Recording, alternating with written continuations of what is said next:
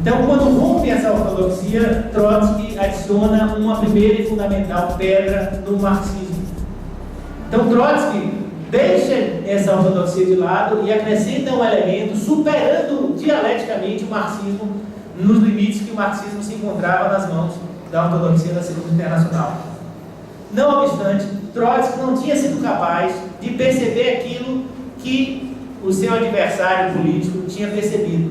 Então, se Lenin estava errado, né, se Trotsky foi além de Lenin em perceber que o proletariado ia cumprir as tarefas até derrotar a burguesia, portanto fazer a transição socialista, né, isso era a revolução permanente. Né? Por que a permanência da revolução? Porque a revolução vai se aprofundando nas mãos do proletariado organizado. Né? E essa revolução só se consuma definitivamente quando ela for completamente internacionalizada e acompanhada por todos os países do mundo. Mas Trotsky não percebia aquilo que Lenin tinha percebido no elemento do sujeito político da revolução. Então, as dificuldades que Trotsky tinha tido em 1904 em compreender a importância do partido e a proposta de partido que Lenin tinha colocado na obra Que Fazer, né? Trotsky vai levar muito tempo para se encontrar com essa teoria do partido de Lenin, ou seja, para fazer definitivamente as pazes com o sujeito político da revolução. Isso só vai ser em 17. Veja, Trotsky só vai ingressar no Partido Bolchevique, quando o Partido Bolchevique for um partido, deixa de ser uma fração para ser o Partido Bolchevique, em agosto de 1917. Até lá, Trotsky vai ter a sua própria organização. São as organizações chamadas intercantonais, né, na tradição livre para português. As organizações barriais, as organizações de bairro, são as organizações efetivamente trotskistas na Rússia, e essas organizações, em agosto de 1917, entram no Partido Bolchevique, e no ingresso dessas organizações, muitos dos membros dessas organizações são conduzidos ao Comitê Central do Partido Bolchevique, o que demonstra que Lenin, né, tinha imenso respeito por Trotsky, apesar de toda a diferença que eles tinham. Então, Trotsky vai fazer as pazes com essa teoria do partido de Lenin, e todas as organizações trotskistas vão se inspirar nesse modelo de organização que tem o regime do centralismo democrático por elemento fundamental.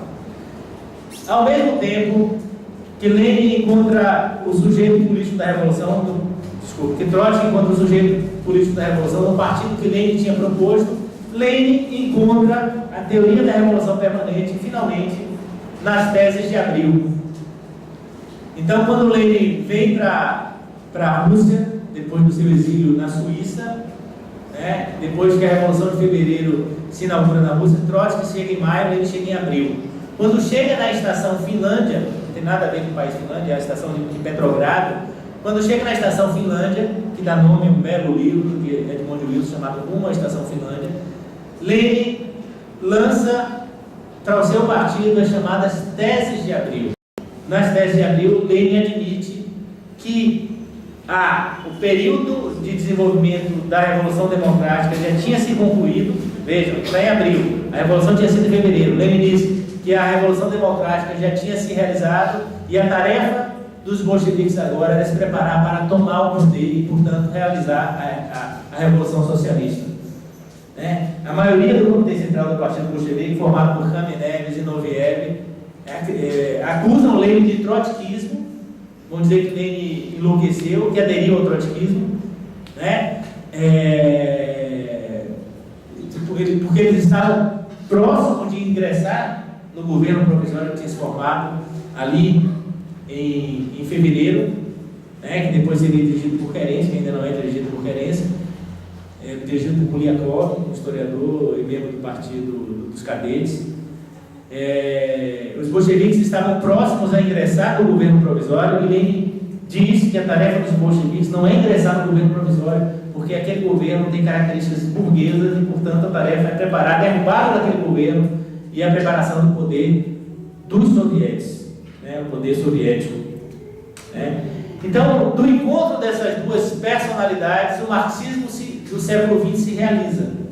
Porque não é possível a gente pensar uma revolução no século XX ou uma revolução para o século XXI sem passar pela teoria da revolução permanente e sem passar pela necessidade de construção do partido da revolução, e este partido depois adotado por Trotsky é exatamente na forma de partido que Lenin apontou lá no Partido Bolchevique.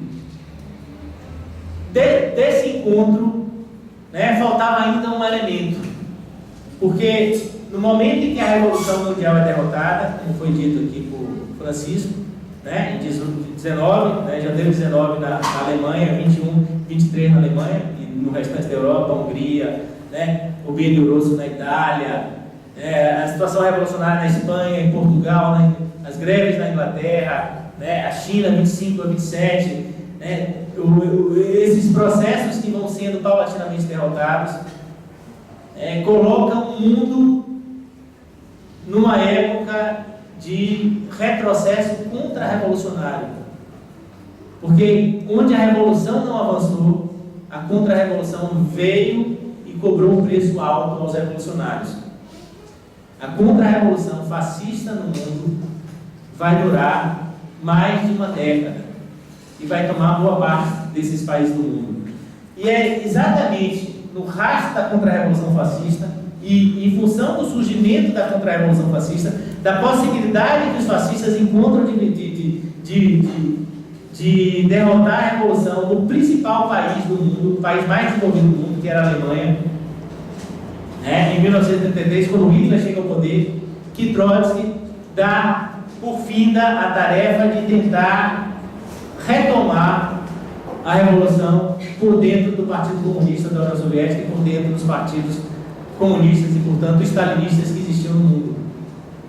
E nesse momento Trotsky indica a saída dos partidos, a saída dos revolucionários desses partidos, porque dá por concluída o ciclo histórico desses partidos que, na concepção de Trotsky e dos trotskistas, passam a se converter nos principais entraves da revolução.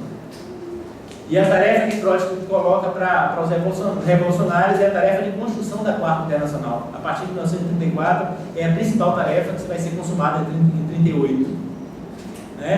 Caminhando para concluir, eu termino falando das organizações trotskistas, mas posso falar no debate aqui. Mas caminhando para concluir. Então, em 1938, quando Trotsky redige esse documento aqui, que, junto com o Que Fazer de Lenin, e junto com o Manifesto Comunista, venham a ser os três principais documentos, do meu ponto de vista, do marxismo nos séculos 20 e 21, claro, 19, do Manifesto 19, 20 e 21, o programa de transição. Trotsky colocava para os revolucionários as tarefas numa época de profunda adversidade. E a tarefa dos revolucionários passava por construir não um programa mínimo, o programa possível, mas um programa transitório. Na perspectiva de todos os trotskistas, o programa transitório coloca para o proletariado, para a classe trabalhadora, elementos que dizem que as consciências imediatas, elas podem se transformar em consciências mediatas. As consciências economicistas, corporativas, cotidianas, elas podem se converter em consciências estratégicas. É a partir do programa de transição que nós vamos compreender em que medida Trotsky tomou para si a necessidade de construir o Partido da Revolução no momento em que a Revolução estava derrotada no mundo. Em 1938, o mundo apenas aguardava o início da Segunda Guerra Mundial.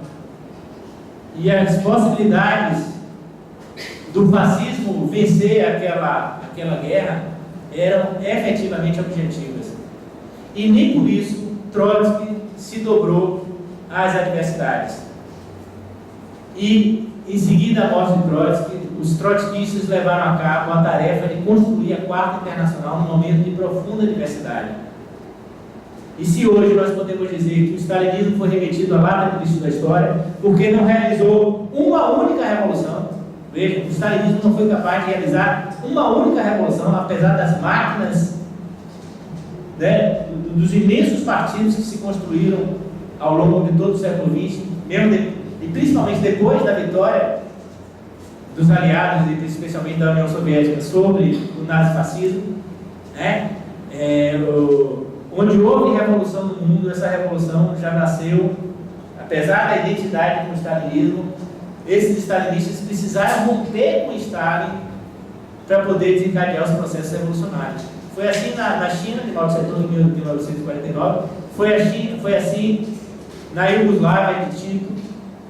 Eram figuras que tinham surgido do stalinismo, mas para fazer a revolução precisaram romper com o stalinismo, apesar de estarem sendo mantidas dentro do stalinismo.